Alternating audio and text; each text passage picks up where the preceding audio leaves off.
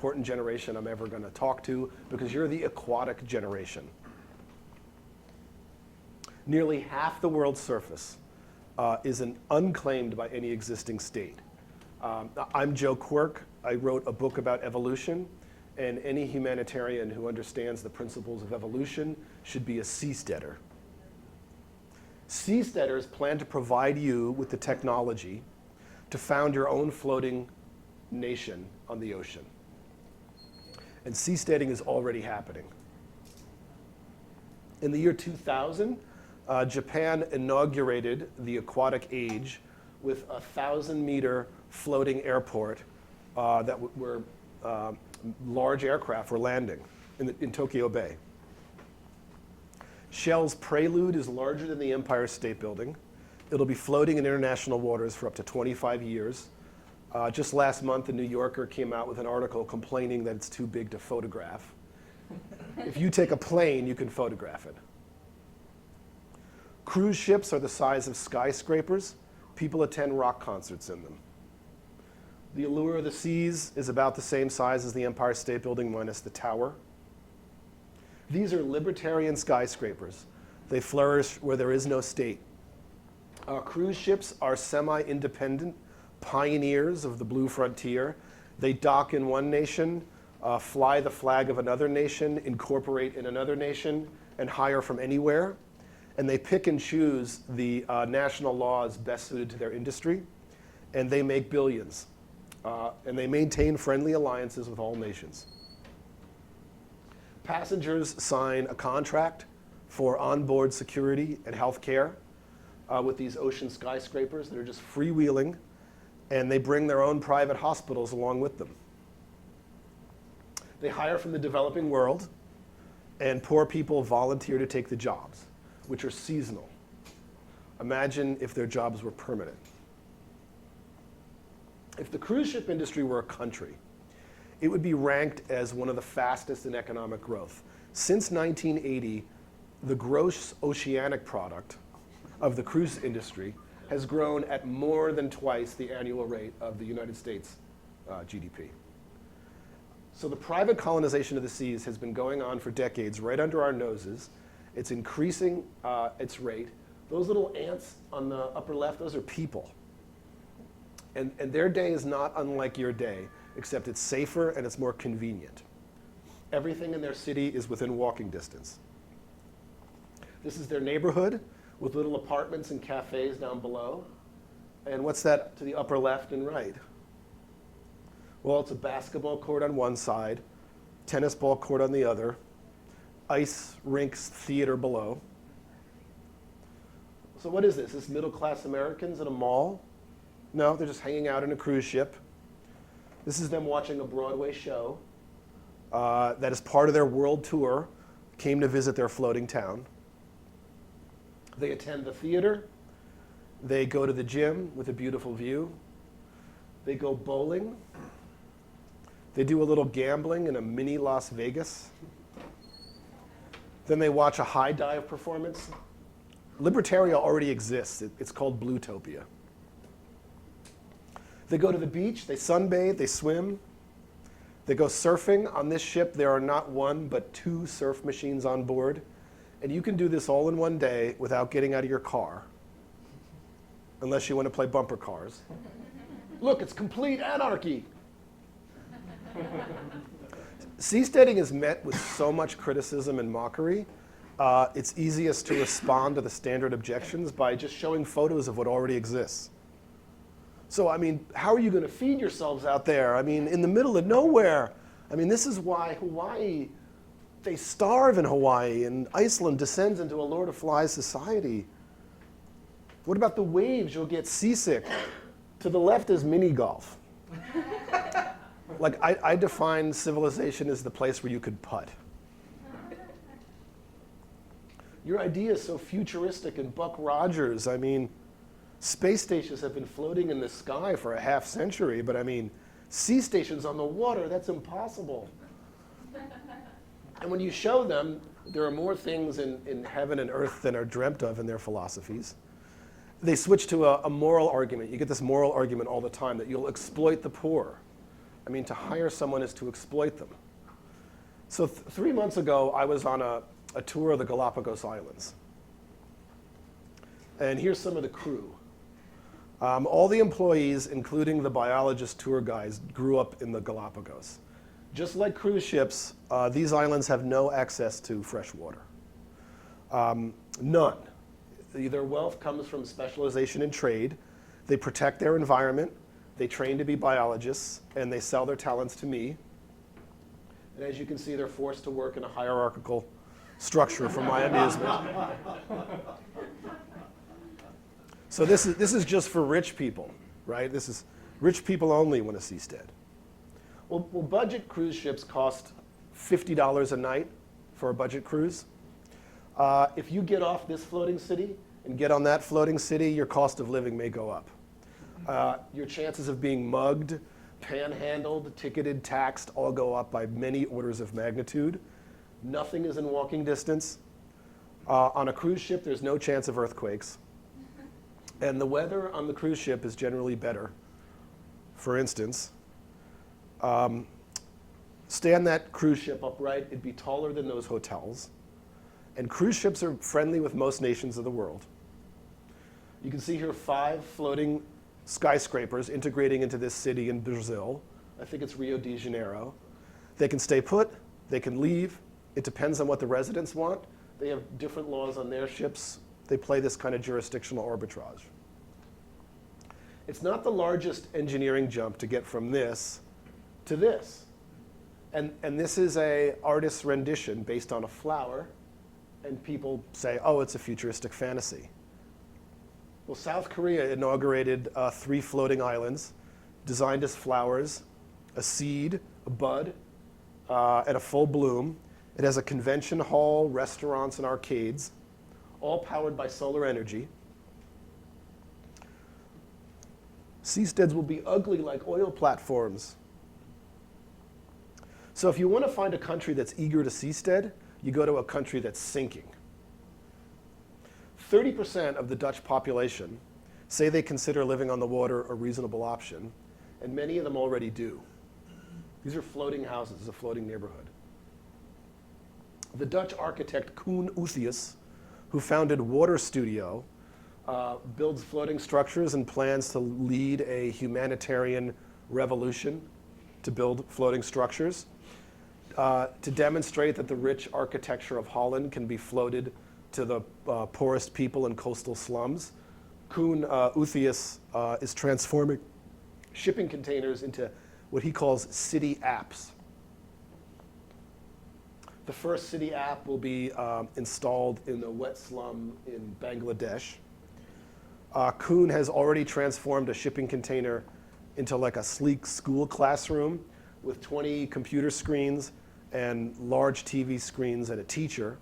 And when the floods come to the slums, Koen says, floating school will be the safest place to be. Will children from coastal slums come running to attend mobile schools run by computers? Well, right now, Dutch children enjoy it where it sits next to Koen's office. Schools are only the beginning. City apps will include floating kitchens, internet cafes, health centers, garbage collectors, and water purification units. And Koen already has Dutch investors lined up for this. Shipping containers are already used as apartments all over the world, especially in Holland. So once these profit, how fast could city apps be delivered to the coasts of the world? Once the slums of the world are installed with floating mobile city apps, Koen proposes that the second wave of ocean philanthropy will include floating agriculture. So right now, about 100,000 ships are on the sea. Most of what we will consume in the next month is on the ocean right now. We don't flourish because of civilization, we flourish because of civilization. You park a dozen of these next to each other, you have the beginnings of a floating city. Megacities spring up near the coasts because the ocean is the global superhighway of goods. National economies would collapse without the ocean economy nourishing them. The ocean is in the middle of nowhere. Inland cities are the middle of nowhere. In modern civilization, wealth relies on water. It's easier to move something the size of a skyscraper across an ocean than it is to move your house to the next town. Floating cities will be all coast. They'll have access to the sea on all sides. So I always remind people we don't live on planet Earth. We live on planet ocean. And when we occupy the oceans, we'll discover a world that's more than twice the size of planet Earth. Nearly half the world's surface is a complete blank slate, unclaimed by existing governments. And we plan to create 1,000 startup governments on the sea. And what's the point? Why do seasteaders care about this so passionately? 193 national governments don't represent the range of ideas that 7 billion people have produced. In the US, we're operating according to government parameters written with quill pens when information traveled at the speed of a horse, and the founding fathers did not foresee instantaneous global telepathy that we call Twitter. We need a startup sector for government, Silicon Valley of the sea, where 21st century ideas for governance can be tried so the innovations in governance can keep pace with the innovations in technology. Why the ocean? Because water is different from land. The reason land governments are dysfunctional is because they're monopolies. Each of us is born into a fixed geography. Some government claims to own us. And what if you think they steal too much and serve too little? You can't switch to a competing provider without leaving your land. You're stuck, landlocked. When it comes to land governments, we don't have any choice to pay or not pay, and our freedom to choose is what drives others' innovations. If you can float, you're mobile. Imagine if your city was like a floating jigsaw puzzle. You can shift and assemble and reassemble at will. Governments can only form if people choose to attach to each other. If you got in a political fight, you could detach your houseboat, sail somewhere else, link up with your allies, found your own floating nation. If you can vote with your house,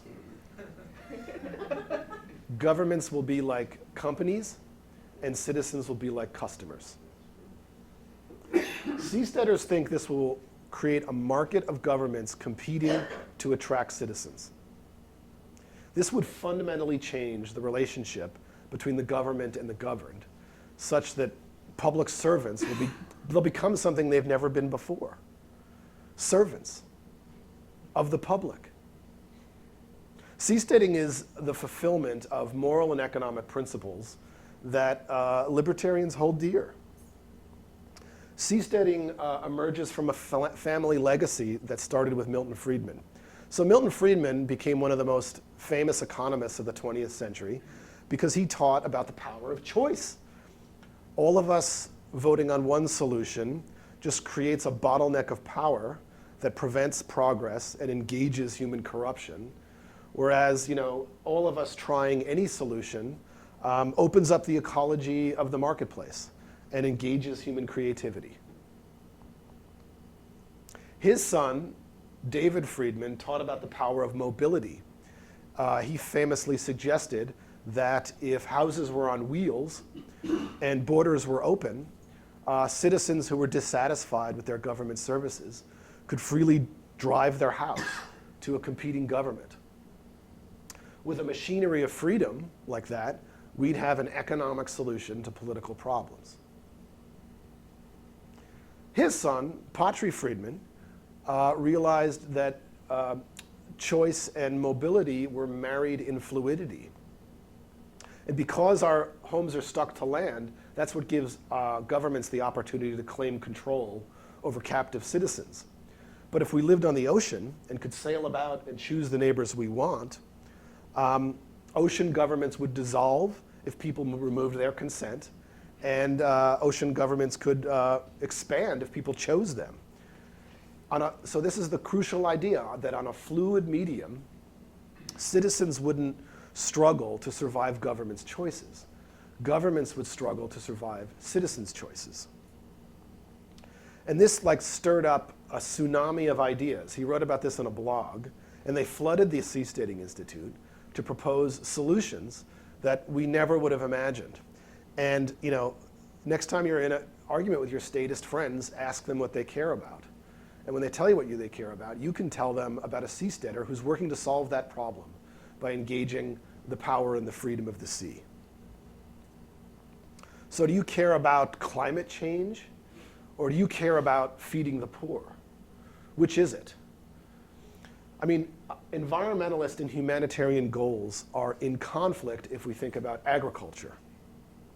They have the same solution if we think about aquaculture. Ricardo Radulovich is an agricultural water scientist from Costa Rica, and he plans to feed the world with greenhouse gas. His secret is algae farms.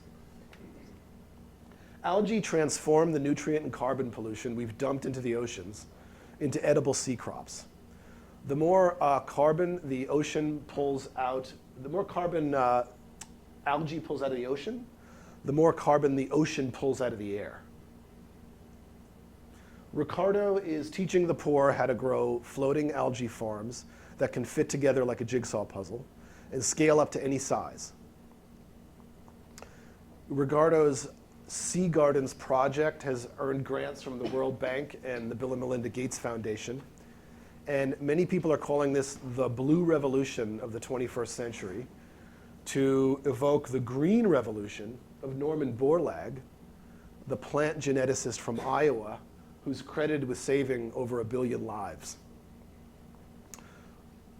Do you care about a clean, green, sustainable source of energy? Permanent? Patrick Takahashi is a Hawaiian biochemical engineer, and he seeks to create sustainable eco-cities using ocean thermal energy conversion, or OTEC, a proven green technology that uses the ocean itself as a solar panel. One of these was already built in 1979. It's an old technology. Lockheed Martin says water will be the next oil. They plan to build an OTEC plant off the coast of China. Right now, a half dozen island nations are commissioning ocean thermal energy plants to support their islands. What else do you care about? Long, healthy lives for your children. How about a singularity at sea? James Clement is a biotech entrepreneur, and he insists that humanity is on the cusp of a medical revolution that is going to make Alzheimer's, heart disease, and stroke sound as old-fashioned as cholera, whooping cough, and mumps. James and others plan to conduct scientific research on seasteads 12 miles offshore, beyond the reach of FDA laws, many of which are co-written by big pharma, who make billions off our diseases. Diabetes, heart disease, Parkinson's. James and others say we can end these diseases soon. And those who say it's impossible shouldn't stand in the way of people doing it.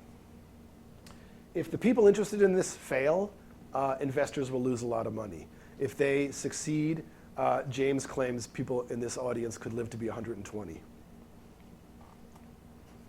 The oceans are a vast storehouse of raw genetic material that we can use to advance human lives, and people are on it. Craig Venter, the first private entrepreneur to sequence the human genome, creator of the first synthetic organism, has already sailed across the planet, collecting thousands of new species of algae. This is raw material for biotech health.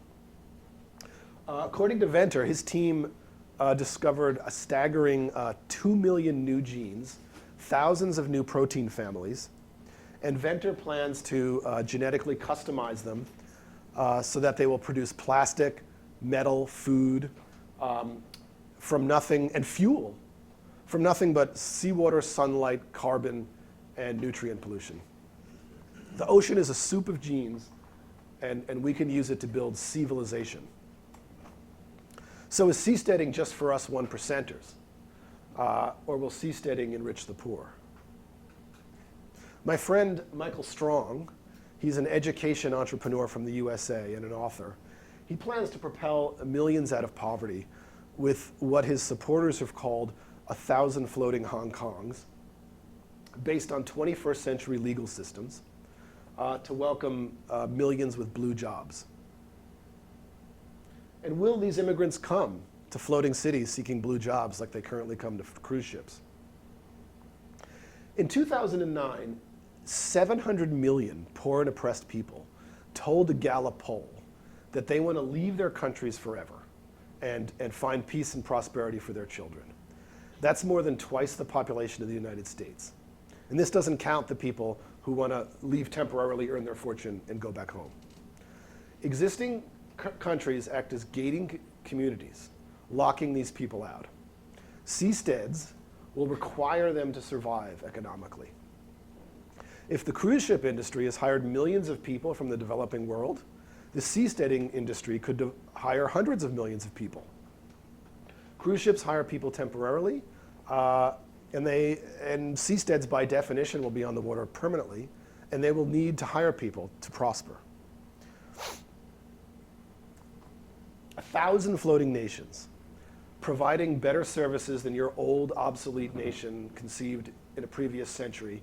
The Seasteading Institute plans to get this done. My ocean brother, Randolph Henkin, initiated the Floating City Project, the first floating city with significant political autonomy could be on the water by 2020. Check out our Floating City Project if you want to fill out a survey and tell us what you want to see on a floating city.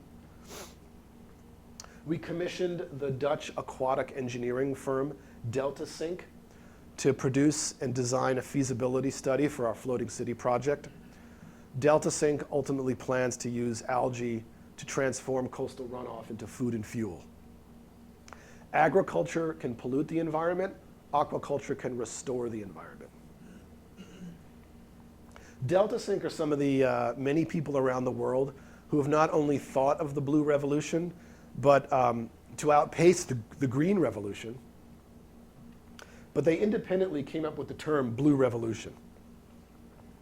Everybody I mentioned, Ricardo Radulovich, Patrick Takahashi, DeltaSync, they each independently coined the term blue revolution. And I know because I talked to each of them before any of them had met each other. That's the point of the Seasteading Institute. We're organizing and connecting all these people. All the aquapreneurs I mentioned, they reached out to us, feeling alone in the world, and then we've connected them to each other. The Seasteading Institute is a nonprofit think tank founded by Peter Thiel and Patri Friedman, which organizes all these ventures and connections. But who will build the roads? For innovation, we need startups. For freedom, we need choice. Among governments, we have no freedom and no choice, no startups. And seasteading isn't a new idea. It's an old, venerable idea that is responsible for creating much of what we find beautiful and sublime in civilization. Venice is an architectural masterpiece. It's called City on the Water, and it's called the Floating City. And governments were so dysfunctional and violent that pioneers seeking freedom found 118 submerged islets underneath the water where they built civilization on stilts. They discovered that canals were easier to travel than roads. Access to sea and the easy flow of goods allowed Venice to attract commerce and immigrants. The most serene Republic of Venice, as it was then called, it dominated the Mediterranean Sea for 1,000 years, producing the explorers Marco Polo, composers like Antonio Vivaldi, uncountable writers, painters, and architects. I love Venice. I've spent months walking the same cobblestones that Vivaldi walked. And if Venetians can build a wealthy republic more than 1,000 years ago with nothing but muscle power and firewood, we can build floating cities with diesel and hydraulics. Venice never lost its spirit of breakaway independence. Recently, 89% of Venetians voted to secede from Italy, and they can't. They're stuck to land. What if all these individual units could break up, float away, reform as they please? The right of secession is toothless without the technology of secession. Seamounts are undersea mountains that early seasteads could attach to temporarily. And October 3rd, 2014, a month ago, a study was published in the journal Science. Researchers used satellite data to establish that previously uncharted seamounts are far more numerous than was previously thought. Thousands and thousands of these things are on the ocean. So if aquapreneurs in the 5th century could start building floating cities on underwater mountains, underwater little hills, we could build civilization on thousands of seamounts. So we don't need to rebel against existing states. We need to show them how civilization is done. I mean, I've listened to arias in Venice. I've attended ballets on cruise ships. I was massaged by a waterfall of pebbles in the anarchy that is Burning Man. It was way better than any human massage. Complete. So we need to stop arguing with the ignorant and start seasteading with the civilized. Over 1,000 people have donated their money to support our effort to create mobile aqua nations, and we have hundreds of volunteers that are really motivated, including Diana and Allison sitting in the back there, some of our seasteading ambassadors. We have almost 100. And if our message is inspiring thousands of people to put their money where their meaning is, that's a powerful motivator for me. Half the world's surface waits to be discovered, and if you want to unleash the freedom of the human spirit and the creativity of unconstrained freedom, become a sea evangelist. And I'll see you on the Blue Frontier. And I appreciate you all listening so raptly, and I'll answer any questions you have.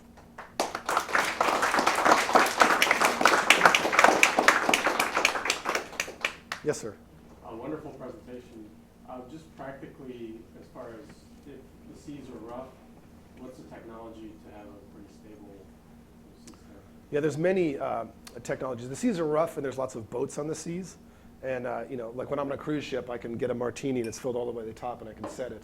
So there's always an incentive to build things larger, to be more stable. In the meantime, you probably saw a few images where it looked like they must be attached to the ground because it looks like they're on stilts. And they're not, they're actually floating. So a technology that's been in operation since 1962 is called the flip ship. It's shaped like a baseball bat. I've described this to a couple people.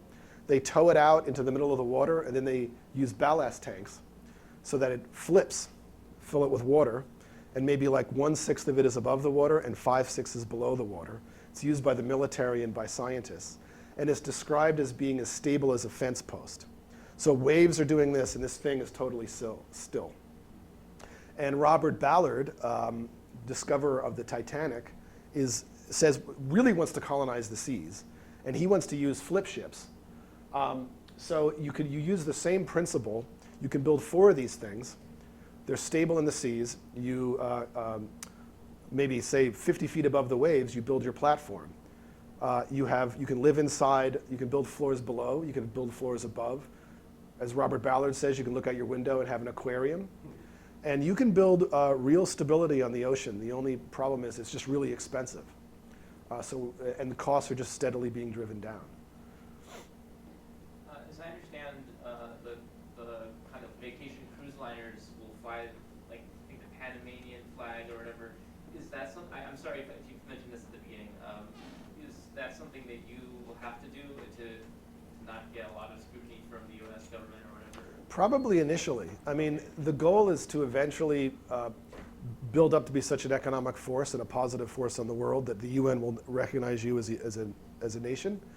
in the meantime, the oceans are kind of this polycentric system of overlapping laws where nations dispute each other's borders, ships fly through, and they're flying the Panamanian flag. So you'll have a little island of sovereignty sailing unprotected through, two pieces of jurisdiction claimed by, Korea and China, and they don't agree. And it doesn't lead to any warfare. It doesn't lead to any fighting. As long as you don't exploit resources like oil underneath the sea, people don't mess with you. So basically, the seas are this kind of functioning framework of laws that's ready for the next layer of legal evolution, which we think are sovereign nations. I don't know if that's too complicated. Yes, sir. In your study, is there any place on the planet that's not claimed? I mean, just out of, and we're here because nobody else is. I mean, is there such a place? 45% of the Earth's surface is unclaimed by existing governments. And that's only the surface. You also have to think about a lot of seasteaders are interested in going deeper and colonizing and exploring down there, and there's lots of ideas for that kind of So thing. the United Nations doesn't claim human jurisdiction on you were born here, therefore you just took government with you. Yeah. No, the seas are pretty much an international, unclaimed place. Countries, their laws extend until about 12 miles, and then their exclusive economic zone extends about 200 miles, where they claim the right to exploit resources out until 200 miles. If you want serving a criminal warrant or something like that, you got U.S. Marshals, haloing in on your platform the SWAT team. Yeah, well, cargo ships like hire one group of people, apply the labor laws of another place, pay taxes in another place, incorporate in another place, fly the flag of Panama.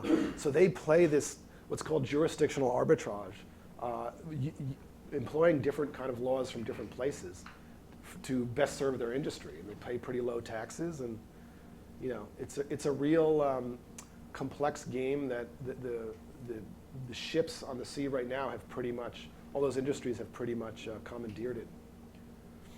Yes? So you said that, you talked about the pharmaceutical thing, because to me that seems like a big thing right there with Obamacare and all this crap. 12 miles out, could you see a floating healthcare stuff? Yeah. Yeah. I'm very interested in that. Like cruise ships right now offer Botox and some cosmetic type surgeries. They have like fully functioning hospitals on board. A lot of people are interested in two things. I'm very interested in this. Floating hospital ships off the coasts of cities offering cheaper, better, faster care. Literally millions of Westerners fly across borders every year to seek better care. And Americans fly to India, they fly to Pakistan, they fly to Thailand. Imagine if you could just take a ferry just offshore, 12 miles offshore. That's a business model that's going to make money. James Clement and guys like that are interested in medical innovation ships, that they think they can accelerate breakthroughs really fast if they can get out from under laws written in 1970, written by people that didn't predict the biotech revolution. And the Exponential Medicine Conference was happening down here, and I was invited to come speak at it because people speaking there with new technologies wanted to talk about seasteading, because a lot of them are very frustrated with their inability to do anything and how expensive it is. The Cayman Islands, they're building San Martin Island. The islands around the United States are building health cities, preparing, worth billions of dollars. They're spending billions getting ready to capture the frustrated Americans that are going to fly there for cheaper care. And right now there are companies where if you need a knee surgery, rather than pay for health care in the United States, they say, we'll give you concierge service if you fly to the Cayman Islands. We'll let you stay there for a month. This will be your vacation. You can recover there, and we'll pay you $10,000. That's cheaper for them to do that than to do it in the United States. Yes?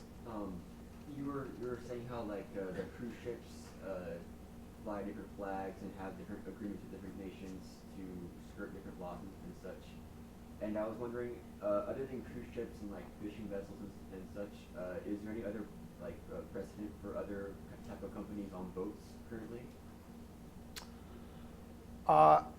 The precedents that immediately spring to mind were gambling ships for a while.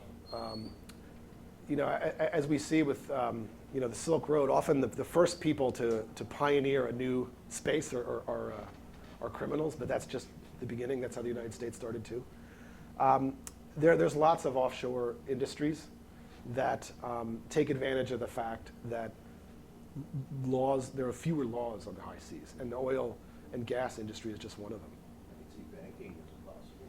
People are interested in that. Yeah, I can see that as a good one. I think you had your hand up next. Yeah, I was going to say, so I've been working in international resort development and other kinds of technologies for like 15 years. And I was doing stuff in Central and South America. And there was a ship about 7 years ago that just cruised the world, like Yeah. continuously all the time. And the starting price point on those was like for a small 1-bedroom unit or a studio, it's like $1 million. And we're Yeah. looking at like $200,000 a year in HOA costs.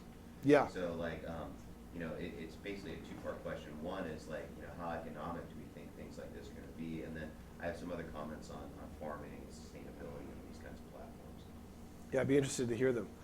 Yeah, the World is like a giant cruise ship that like, sails the Mediterranean. It's just for rich people, and the business model hasn't worked. They lost. Yeah, They lost money. I drooled at it for like 2 months, and I was like, all right, I need to win a lot of. Yeah, and that's not really what seasteaders are interested in. I'd encourage you to check out our floating city project, because these floating modular cities in territorial waters that we're considering right now, the business model is a resort model. Okay. So we got a couple That's what I was people. thinking, Yeah. So I think that's like the first baby step onto the seas. I was just That- working with the federal government in Ecuador. I was down there 3 months ago. I've been working with them for 6 years. So you say you're in the Galapagos and things like that. I know all those guys. Yeah, we should talk. We should Yeah, talk. Sure. Okay, cool. Yes, sir.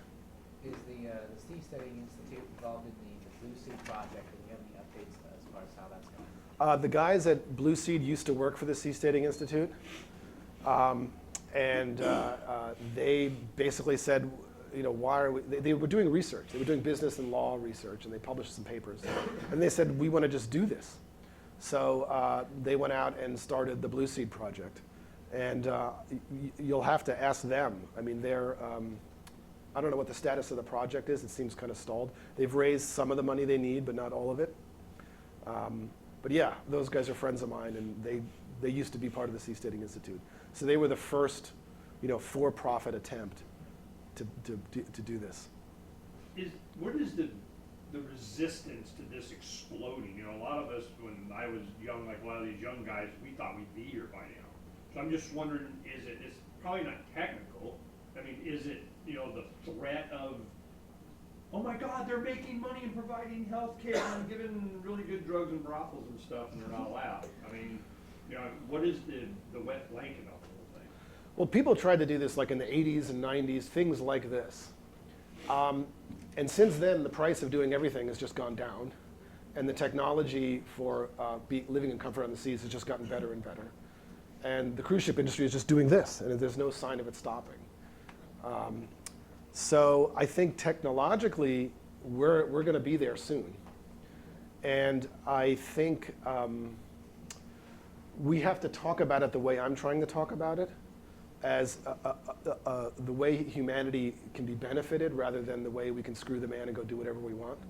Because the Seasteading Institute came straight out of the gate with, you know, fuck the state, we're gonna do what we want, and then there was a backlash in the press. But there's a lot more to it than that. Yes, sir.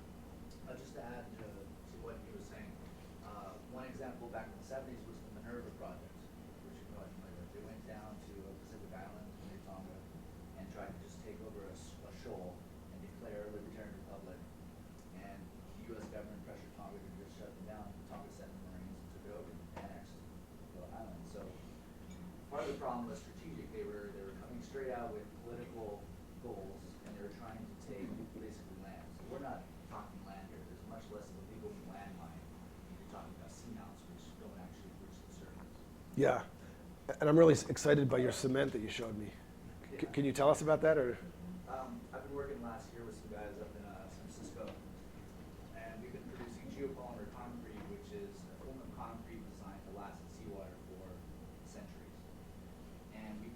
combine that with basalt rebar, so we can make reinforced concrete structures that will not rust, don't have any problem with seawater degradation, just last forever. We can build structures like these that will just last for centuries. Yeah. So the key technological challenge is always the corrosive nature of seawater. And after 20 years, you've got to take a boat out, you've got to clean it. How do you get something permanent out there? And he's got breakthroughs going with the cement, which is one of the cheapest, most floatable, most stable things you can use. And there's something like stem cell research, which is even out here in Panama. They have this amazing clinic. Things like that would actually make a lot of money with it.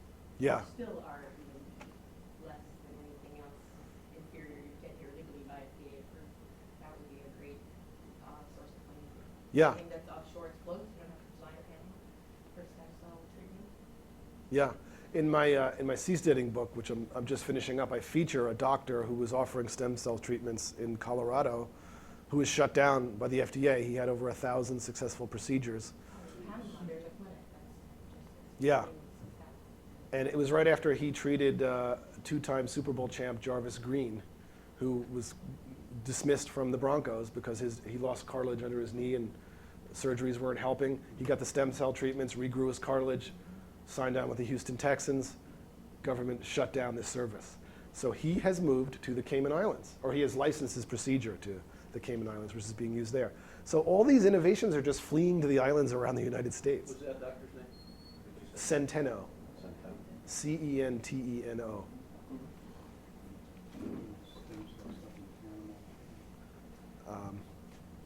I don't know how much time I have, but 10:40. Okay, I'll keep answering questions if you like. I don't have a question, but just a comment. My wife and I, just 2 months ago, went to Venice and took a cruise out of Venice. That I've been on, probably this is I think our 4th cruise, and we were saying to ourselves, we could live here. It's the staterooms keep getting more and more efficient and bigger, and food is good, and entertainment, and it's not a bad thing. It's stability, no problem. As long as I have access to golf, I can go ashore to do that. Yeah. It seems pretty nice. It's luxurious. I mean, I had a moment being in Venice watching a gigantic ship at night. So the lights were all in the sea. It was beautiful. Then this beautiful thing just kind of comes up, attaches to the city, and then all these Americans get off and go on and have fun, and then they get back on their floating city and go away. I guess my question, Venice, that was my first time in Venice. How did they do it? In other words, what are they connected to? It's been there for 500 years or whatever. How do they do that? Well, it's like necessity is the mother of invention. I mean, it's literally people were just chased out of land. And I can give you lots of examples of people who are living on the ocean because they were chased out of their nations, because things just got so bad. So they literally just started building things in the swamps. And they build little platforms. And then you get this interesting evolutionary process where over time, as they build wealth, they're able to build churches, and then they're able to build cathedrals, and then the rich people swoop in and start spending money because it's a place where the Medicis start paying artists to come. And all these little breakaway experiments in governance, they outcompete the nations they broke away from. I had on here Hong Kong, Venice, Mauritius. We can go on and on with these examples. Singapore is a great example. You start over with a new government, you apply modern rules, and people prosper. So I'm just one thing that kind of came to mind when I was thinking about seasteading, before I heard about the modularization thing, that kind of changes things. But supposing you don't do that right away, or that doesn't work out for whatever reason, you have sort of like a big seasteading island. I'm wondering just the philosophical backing of this whole thing. If those of you who are altogether anti-state, it sounds like you're talking about smaller governments, but you're not talking about doing away with government altogether. With the modularization stuff, you can argue it's just like a completely voluntary association you can break away from. But you either say that, well, we are radical minarchists, or you could say that, well, no, we built the island, we homesteaded this thing, so we rightfully own it, but then it's kind of you're signing into feudalism, some kind of glorified feudalism. I don't know what the discussions were with that. I'm just kind of curious. Yeah, the discussions are extensive. And the key idea is that it's not, we don't have an idea, even though most of the people involved in seasteading are libertarian and anarchist, and We're not proposing an idea for governments. We're offering a technology for anyone to try their society. So it's kind of like saying, well, once you make this Facebook thing, what are people going to post on it? What is the plan? It's like, no, it's a platform for anyone to do whatever they want. With the idea is we don't need to change minds. We need to change the technology by which people interact. So if you have mobile homesteads, we think this will unleash the kind of variation by governments and selection by citizens. That's the recipe for evolution and progress. So we'll enjoy the kind of evolution in governance that we enjoy in technology. People can go out there and form a socialist seastead if they want. Yeah. But if they are in fact modular and people can choose to detach and go find a government they like better, I think we'll end up with societies diverse and that have nothing to do with what we argue about now and defy our little two-dimensional political spectrum. And there's precedent. What if that one guy that's on the old stationary? There's a guy that's like an independent There's a guy. entity on an old oil rig. and Sea he's- land off the. Yeah. Oh, there's yeah. a precedent for that. Yeah. Almost. I mean, that's stationary. It's Yeah. been around since Every generation there's this just tiny percentage of pioneers that just say, I'm going to go out and do my own thing. And every time they're empowered to do that, they create things that people never would have predicted that are better than what came before. I come from Silicon Valley. I think innovation comes from startups. And I think the more startup societies we have, we'll discover solutions we're not imagining now. You haven't talked to me. Has anybody ever tried to get perspective to form something where people would invest in a future plot on a future place, let's say Florida, and they know it's coming, and they just put up $100,000 down, promise to put up the rest of it as it grows every year, whatever. Has anybody ever tried that? Yeah, the Seasteading Institute is seeking investors right now for the Floating City project. And so we have a lot of exciting verbal interest. But there's always a jump between people saying they're excited and then people actually putting the money down. So. The seasteading thing in 2000, I remember we were in California, Anaheim at the Libertarian National Convention, and the seasteading thing came up.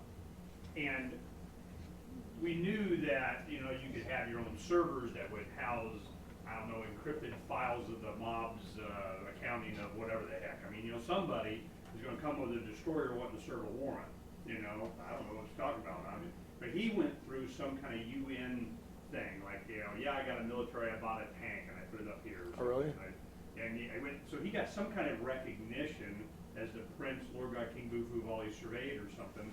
But later on, when it really started to become an ideological threat, I think British destroyers came by and explained it to him. So I'm just wondering.